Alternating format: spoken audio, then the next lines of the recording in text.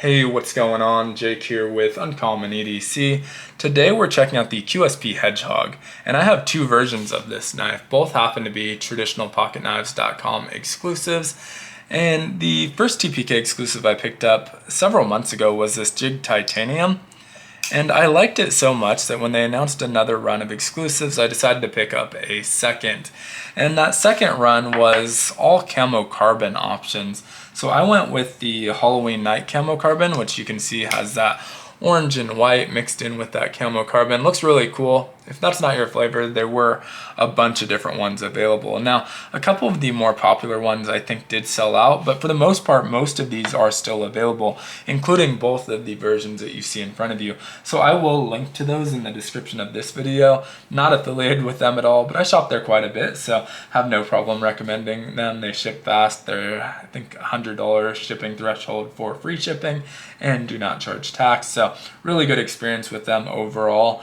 And if you're not familiar, or I guess if you are familiar with the original Hedgehog, might be a little bit of a sticker shock with these models. So these are both considered more premium offerings, and they're priced accordingly at $145 a piece. And so that's nearly 3 times the price point of that original Hedgehog, which was you can find for sub $60.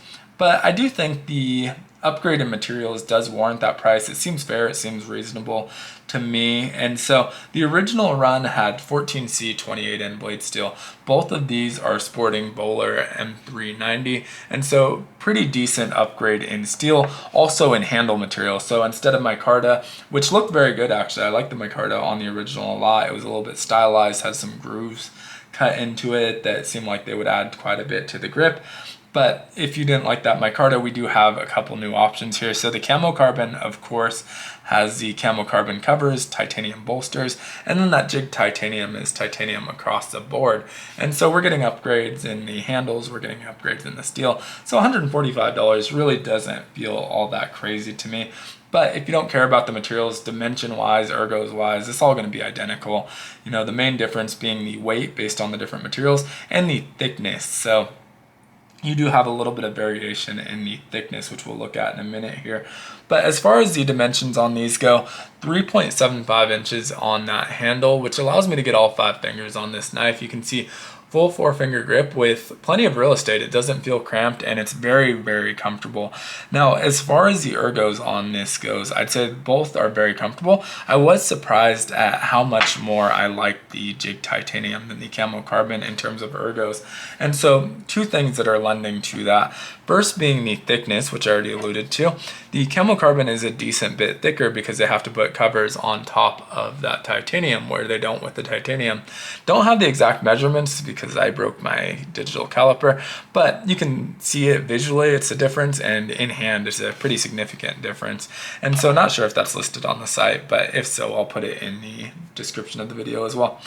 But the other big difference is just the texture. So this Jigged titanium adds a level of grippiness that you don't get with the CamoCarbon, and so you feel very locked in on this one, where it's a little bit less so with the CamoCarbon. And so still feel very secure here, but I think the Jigged titanium is probably more similar to the original ergos with that micarta, where micarta is a pretty grippy material, and then it has that grooves as well.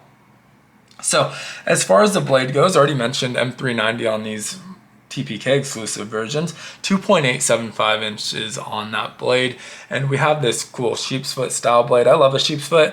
This one still keeps the kind of tradition with that blunt tip, but you can see it has a little bit more pronounced tip than you typically see on a Sheepsfoot, and so really like that. Allows you to get in, open packages, stuff, have a more usable tip while still keeping that more blunt tip, not going to be super pokey. And has a really nice hollow grind, making these extremely slicey. Also gets real thin behind that tip, but you can see it thickens up on that edge.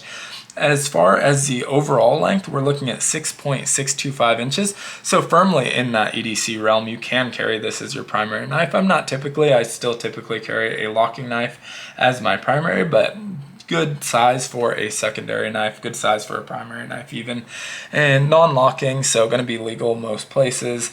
And weight wise, that's where we get a big difference in the handles again. So the titanium is going to be a little bit heavier, 2.7 ounces versus 2.5 for the CamoCarbon. I'd imagine The micarta lands somewhere in the middle, probably 2.55, 2.6 or so, although I didn't check that. But still pretty lightweight either way. These can be carried in a slip or out of a slip. No pocket clip, of course. These are based off traditional slip joints, so we don't have the pocket clip, but we do have a lanyard hole if that's something you want. Now these are modern slip joints, so we do have Torx construction instead of pin construction. T6 body, T8 looking pivot. I haven't actually checked that, I haven't disassembled these, but just based off looks like T6. Wouldn't love that on a locking knife. I really don't hate it here, to be honest, because I never disassemble my slip joints, and so don't think I'll be doing that here either. Now, as far as the action goes on here, there's a pretty big difference, which is always interesting when you get two of the same knife, is that these don't feel similar at all. Really prefer, again, the titanium, so ended up liking the titanium a significant bit more than my CamoCarbon version. So as far as the pull goes, I'd say this one is a 6. Just a little lighter than maybe my preference, but super smooth, super snappy, really satisfying. I could open and close this one all day. You can see it snaps really well into all three positions. And so just super satisfying. Absolutely love the action on this one. Now the CamoCarbon version seems to have a little bit of QC issues. It's a little bit gritty, and so I knew that right away. I probably could have returned it. I put my hopes in the fact that it would probably work itself out and smooth out over time, and that really hasn't been the case at all. This has been opened several hundred times and closed several hundred times at this point, and still just as gritty as the day I got it. And so I probably can try fleshing the pivot. Don't know how much that'll help because I don't really see anything in there. It looks very clean. Usually when you have a gritty action, you can see kind of griminess on the springs, and that's not the case here. So possible there's like a small metal shaving or something, but I would have expected, if that were the case, that it would have already worked out. So we'll see how that goes. But overall, not the most satisfying action. It is heavier, which I do like, so about a 7 or so. But from the open to half stop, you have a nice snap. From the half to full, a little bit less so, and this is very gritty. Full to back to half, it's almost no snap. It's just a gritty experience and doesn't feel very good overall. Now, it's not affecting the use case of this knife. We're perfectly centered, no blade play. You can use this knife no problem. It's just not quite as satisfying as my titanium version, and so that was a little bit of a letdown. I can't imagine that that's going to be the rule. You know, I think that's more of an exception here. The traditional pocket knives uses QSP as their OEM on his own knives. The Lake Champlain Barlow, the Ohio River Jack obviously have these ones as well, and really haven't had a negative experience outside of this one. And none of the videos I've seen on these knives have mentioned any of these type of QC issues. Now it's possible that's because maybe they were handpicked, they were sent out for review, and I purchased this one, but I don't think so, honestly. It seems like overall QSP does a pretty good job, and so I do want to mention it. It's not nothing, you know, it's a possibility that if you pick it up you can get one that's similar, but I do think it's probably more an exception than a rule.